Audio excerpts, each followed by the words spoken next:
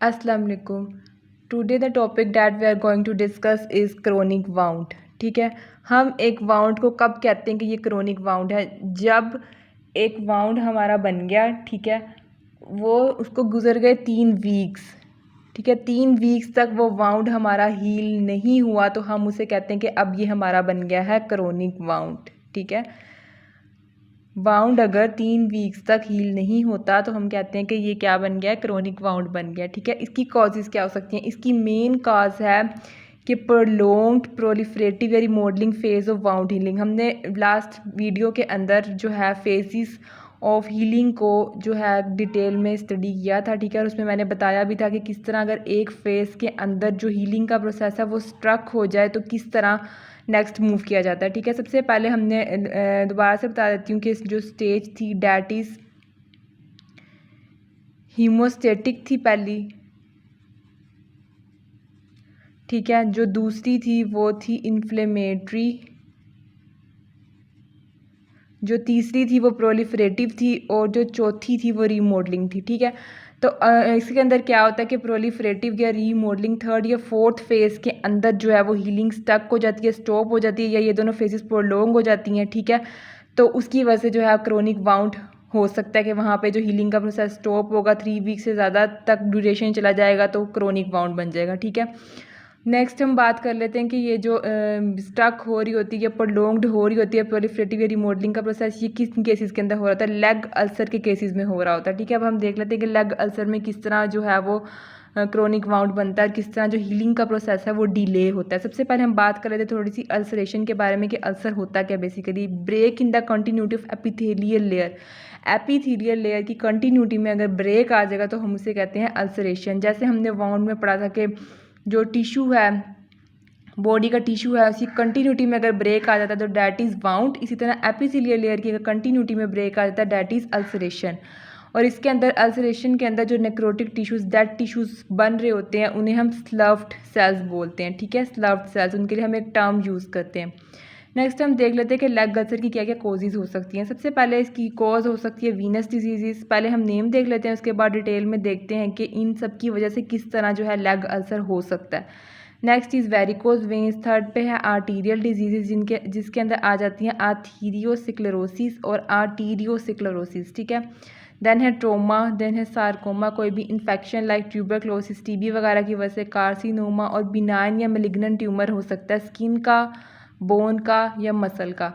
अब हम बात कर लेते हैं कि जो लेग अल्सर है वो वेनस डिजीज़ की वजह से किस तरह हो सकता है। ठीक है, नॉर्मल बॉडी के अंदर क्या प्रोसेस हो रहा था, ये नॉर्मल प्रोसेस है कि क्या हो रहा है कि जो डीप वेन के अंदर डीऑक्सीजनेटेड ब्लड है वो जा रहा होता है हार्ट की तरफ, और हार्ट की तरफ जा रहा होता है ऑक्सीजनेशन के लिए। ये नॉर्मल प्रोसेस है। ठीक है, अब वेनस डिजीज़ के अंदर क्या होता है कि डीप वेन से जो है डीऑक्सीजनेटेड ब्लड हार्ट की तरफ नहीं जाएगा। ठीक है, अब हार्ट की तरफ नहीं जाएगा तो डीप वेन के अंदर ही क्या होगा कि डीऑक्सीजनेटेड ब्लड की अक्यूमुलेशन शुरू हो जाएगी। ठीक है, क्या हुआ, अक्यूमुलेशन शुरू हो गई डीऑक्सीजनेटेड ब्लड की वेन के अंदर। उसकी वजह से क्या होगा कि उस डीऑक्सीजनेटेड ब्लड के अंदर मेटाबोलाइट्स वगैरह भी होंगे। ठीक है, वो मेटाबोलाइट्स क्या करेंगे, इन्फेक्शन काज करेंगे। उसकी वजह से क्या होगा कि वेनस इनसफिशिएंसी होगी एंड देन वो वजह बनेगा लेग अल्सर की। ठीक है, ये था कि वेनस डिजीज़ की वजह से लेग अल्सर किस तरह हो रहा होता है।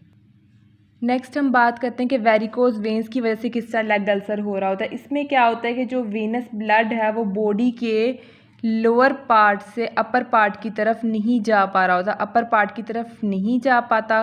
ठीक है, और वो क्यों नहीं जा पाता, किसी भी डैमेज की वजह से, लाइक अगर डीप वाल्व क्लोज हो गया या इस तरह कोई भी डैमेज वगैरह हो गया तो वो वहाँ पे फिर वहाँ पे वेंस के अंदर ही जो है वो पूलिंग हो जाएगी ब्लड की। ठीक है, वो लोअर से अपर पार्ट की तरफ मूव ही नहीं कर पाएगा, उसकी वजह से भी जो है वो सारी अल्सरेशन का प्रोसेस होगा, जैसे हमने नीचे पढ़ा डिटेल में। ठीक है, उसी तरह नेक्स्ट हम बात कर रहे थे आर्टीरियल डिजीज़ में क्या होगा कि इसके अंदर कोई भी ब्लॉकेज हो गई है, फॉर एग्जांपल आर्टरी के अंदर कोई ब्लॉकेज है, कोई प्लैक वगैरह वहाँ पे आके इकट्ठा हो गया तो उसकी वजह से जो है ब्लड सप्लाई दूसरे बॉडी पार्ट्स तक नहीं जाएगी। ठीक है, और वहाँ पे अल्सरेशन और स्किन ब्रेक वगैरह का प्रोसेस शुरू होगा। ठीक है, आर्टरी के अंदर ब्लॉकिंग हो गई, कोई प्लैक वगैरह जमा हो गया, ठीक है, कोई भी क्लोट वगैरह किसी भी वजह से ब्लॉकिंग हो गई वहाँ पे तो क्या होगा कि ब्लड आगे नहीं जाएगा। ठीक है, अल्सरेशन होगी और स्किन वहाँ से टूट फूट जाएगी, ब्रेकिंग उसकी स्टार्ट हो जाएगी। ठीक है, बाकी अब हम बात कर लेते हैं क्रोनिक वाउंड के ट्रीटमेंट के बारे में।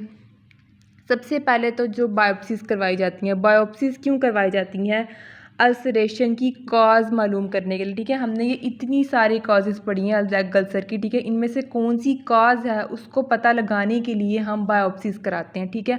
हमें रीज़न पता होगी, काज़ पता होगी, तो ही हम उसके अकॉर्डिंग ट्रीटमेंट कर सकेंगे, ठीक है। ट्रीटमेंट करने के लिए हमें काज़ का पता होना बहुत ज़्यादा ज़रूरी है, क्योंकि ट्रीटमेंट हमने अकॉर्डिंग टू काज़ या अकॉर्डिंग टू रीज़न करना है। वीनोप्लास्टी हम कब करेंगे? वीनोप्लास्टी हम जो है वीनस अल्सर के केस में करेंगे, ठीक है। इसमें हम क्या करते हैं कि हम वेंस को या तो रिमूव कर देते हैं, या वाल्व अगर कोई बंद हुआ हुआ है तो उसको ओपन कर देते हैं, या वेंस का एनास्टमोसिस कर देते हैं, ठीक है। और अगर हमने करना है क्रोनिक वाउंड का नॉन ऑपरेटिव ट्रीटमेंट, तो हम उसमें ड्रेसिंग या कंप्रेशन वगैरह यूज़ कर रहे होते हैं, ठीक है। और अगर नॉन ऑपरेटिव ट्रीटमेंट फेल हो जाए देन हम मूव करते हैं टूवर्ड्स सर्जरी। नेक्स्ट हम कर रहे होते हैं डिब्राइबमेंट या डीवाइटलाइजेशन। हमें पता है डिब्राइबमेंट में क्या होता है कि हम वहाँ से डेड टिश्यूज़ वगैरह जो है रिमूव कर देते हैं, ठीक है। अगर लेग को ऑपरेट नहीं करते हम, ठीक है, नॉन ऑपरेटिव ट्रीटमेंट कर रहे हैं, तो हम फिर वहाँ से डिब्राइबमेंट या डीवाइटलाइजेशन का प्रोसेस करते हैं कि जो एक्सोडेट्स या फिर जो डेड टिश्यूज़ वगैरह उनको वहाँ से रिमूव करते हैं। लास्ट पे हम क्या करते हैं कि बॉडी के किसी और पार्ट से या किसी और साइड से हम स्किन का फ्लैप मीन पीस, स्किन का पीस लेके उस जगह के ऊपर लगा के उसको कवर कर देते हैं। ये था हमारा टॉपिक क्रोनिक वाउंड के बारे में। उम्मीद करती हूँ कि आपको इसकी अच्छे से समझ आ गई होगी। कोई भी आपका क्वेश्चन हो आप कमेंट सेक्शन में पूछ सकते हैं, ठीक है। नोट्स चाहिए हो तो हमारे इंस्टाग्राम पे कॉन्टैक्ट कर सकते हैं। Thank you.